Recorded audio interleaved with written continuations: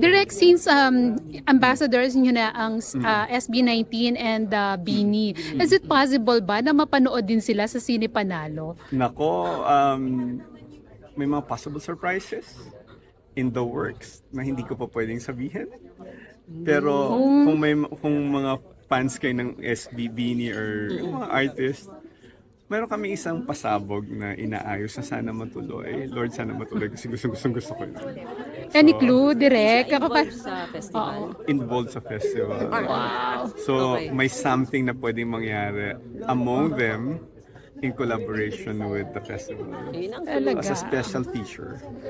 So, aarte ba? May mga ganun bang clue naman?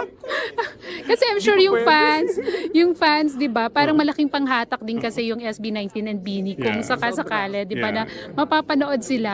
Sana talagang matuloy kasi in the works pa lang, so hindi po pwedeng sabihin talaga. Pero I really hope matuloy because it's something amazing.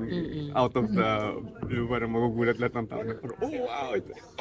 Hindi naman si Pure Gold mahilig sa surprises, mahilig sa yung mga bagay na unpredictable.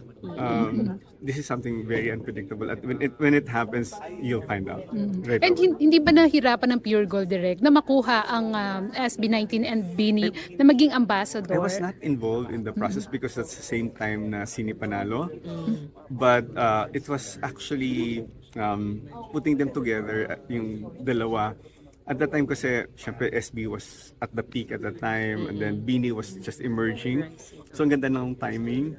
Tapos biglang, di ba, suddenly Bini, nung sign na namin sila, suddenly nagka-Pantropico and everything. So, kumbaga, timing for Pure Gold was really good. That's why nakuha nila yung mga artists nila.